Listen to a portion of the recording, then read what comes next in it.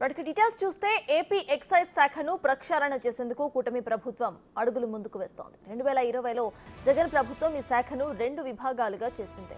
Excise తో పాటు SEB విధానాలతో కార్యకలాపాలు సాగించింది. అయితే భారీగా అవకతవకలు జరిగినట్లుగా ఆరోపణలు వెల్లువెత్తాయి. దీంతో కూటమి ప్రభుత్వం ప్రక్షాళన చేయాలని నిర్ణయం తీసుకుంది. ఈ మేరకు స్పెషల్ ఎన్ఫోర్స్మెంట్ బ్యూరోను రద్దు చేయాలని భావిస్తోంది ప్రభుత్వం. ఎక్సైజ్ శాఖలో సంస్థాగతంగా అధ్యయనం చేయాలని యోచిస్తోంది. ఇందుకోసం అంతర్గత కమిటీని నియమించింది. ఇందులో ఎక్సైజ్ డీసీ నుంచి కానిస్టేబుల్ వరకు మొత్తం 19 మంది సభ్యులు పనిచేయబోతున్నారు. ఈ కమిటీ ఇచ్చే నివేదిక ఆధారంగా ఎక్సైజ్ శాఖలో మార్పులు చేయబోతుంది కూటమి ప్రభుత్వం.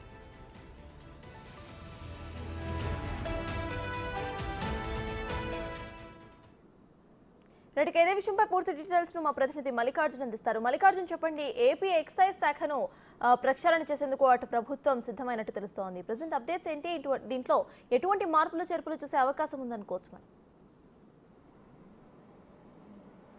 సత్తార్, ఏపీ ఎక్సైజ్ శాఖకు సంబంధించి 2019 నుంచి 24 కాల వ్యవధి 5 సంవత్సరాల పాటు కూడా పూర్తిగా దాన్ని దుర్వినియోగం చేశారని కూడా చెప్పుకోవచ్చు. ఎందుకంటే అక్కడున్న ఎవరైతే ఎక్సైజ్ శాఖకు సంబంధించి స్పెషల్ చీఫ్ సెక్రటరీగా సెక్రటరీ ఉన్నప్పటికీ దాన్ని అధిగమించి బేవరేజ్ కార్పొరేషన్ నుంచి కూడా దీనికి ఎక్సైజ్ శాఖను కూడా నడిపించిన దాఖలాలు గత ప్రభుత్వంలో కనిపిస్తూ ఉన్నాయి.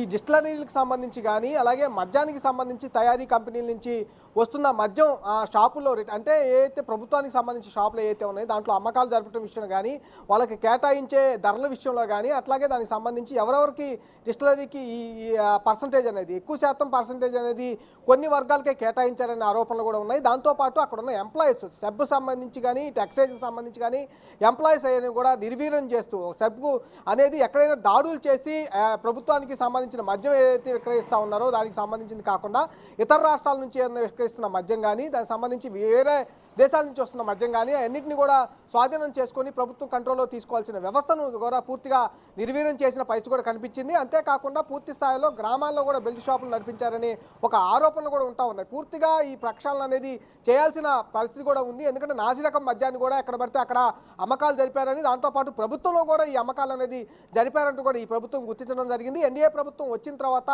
ఎక్సైజ్కు సంబంధించి ఒక శ్వేతపత్రాన్ని కూడా విడుదల చేయడం జరిగింది. ఆ డిస్టిలరీలకు సంబంధించి కానీ ఆ బ్రాండ్లు ఏవైతే ఉన్నాయో కొత్త బ్రాండ్లు అనేది ఇంట్రడ్యూస్ చేసి పూర్తిగా వాళ్ళకి అనుకూలంగా ఉన్న బ్రాండ్లను ఇంట్రడ్యూస్ చేసి వాళ్ళే అధిక లబ్ధిగా పొందినట్టుగా కూడా వాళ్ళు గుర్తించడం జరిగింది. ఈ నేపథ్యంలోనే పూర్తి స్థాయిలో ఎక్సైజ్ శాఖను ప్రక్షాళన చేయాలని కూడా రాష్ట్ర ప్రభుత్వం భావిస్తూ ఉంది. ఈ నేపథ్యంలోనే ఒక కమిటీని కూడా ఏర్పాటు చేయడం, పూర్తి స్థాయిలో ఒక సెబ్ను ఏదైతే ఉందో ఆ సెబ్ను కూడా ఎక్సైజ్ శాఖలో విలీనం చేసి పూర్తి స్థాయిగా ప్రక్షాళన చేసి ఒక ఎక్సైజ్ శాఖను ఒక సమర్థవంతమైన శాఖగా నిర్వర్తించాలని చెప్పి కూడా ప్రభుత్వం భావిస్తూ ఉంది. అందుకనే కమిటీ కూడా నియమిస్తూ ఉంది. కమిటీ కూడా నేపథ్యంలోనే సర్వే చేసి పూర్తి నివేదికను సిద్ధం చేసి ప్రభుత్వానికి అందించబోతా ఉంది.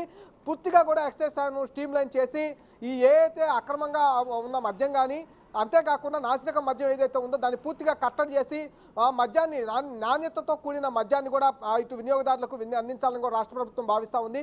ముందు శాఖను స్ట్రీమ్లైన్ చేసిన తర్వాత ఎక్సైజ్ పాలసీని కూడా అక్టోబర్లో ఇంట్రడ్యూస్ చేయాలని కూడా ప్రభుత్వం భావిస్తూ ఉంది. ముందుగా ఈ రిపోర్టు నివేదిక వచ్చిన తర్వాత ఒక కీలక నిర్ణయాలు తీసుకున్న తర్వాత ఎక్సైజ్ శాఖను పూర్తి స్థాయిలో ప్రక్షాళన చేసే అవకాశం అయితే రాష్ట్ర ప్రభుత్వం కనిపిస్తూ ఉంది. సత్తా. Thank you Mallikarjun.